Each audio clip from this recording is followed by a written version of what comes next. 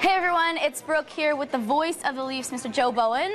No bones about it. And I get to work with the best looking girl in the entire company again. Oh jeez, thank you so much. No, I do. You're not too bad yourself, Mr. Well, way beyond my years. Now, we talk to a lot of people on Twitter, and they have a lot of things to ask you personally. Oh, good. They want to know a lot of things about you. So Captain Crunch 17 on Twitter asked, if you weren't calling hockey games, what other pro sport would you be interested in calling? Now, you're rocking the Notre Dame shirt, and I know you're a big football fan, so... Yeah, football, I think, would probably... I did some football when I was working initially in Sudbury with the Sudbury Spartans, and I really enjoy that. And I am a huge Notre Dame football fan, and they've done so well this year. And I'm a huge Green Bay Packer fan. I'm actually an owner of the Green Bay Packers. I bought a share for myself and my 4 sons last year at Christmas time so that they can build an addition to the south end zone at Lambeau Field.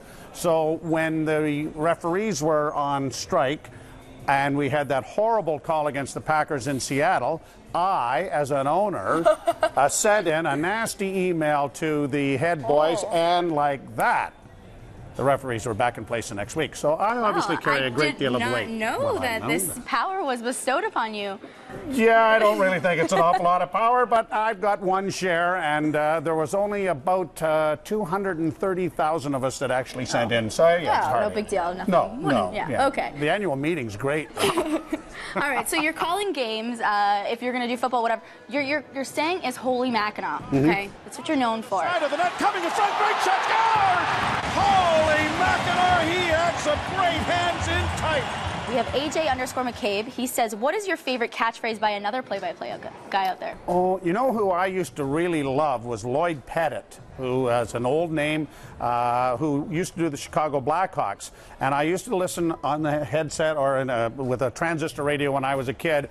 And I assumed that Lloyd had never heard Foster Hewitt or Danny Gallivan do a game because he did it completely different. And it was a shot, a save, a rebound, and a goal. So it was not he shoots, he scores. It was quite different. Now, Lloyd Pettit was the great voice of the Chicago Blackhawks back in the 60s. Ladies and gentlemen, Chicago Stadium has exploded with excitement. Bobby Hull now has the all-time lead in hat-trick goals at 27. Married a young lady whose family had enormous wealth.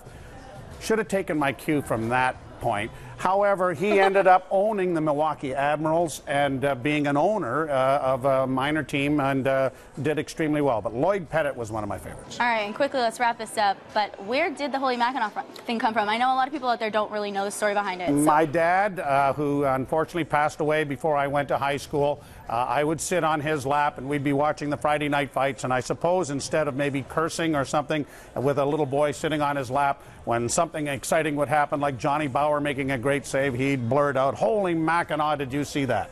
And that's where I got that. That's the stories. Thanks so much for joining us, Joe, and thanks for sending in your questions on Twitter. We'll see you next time for another episode of No Bones About It.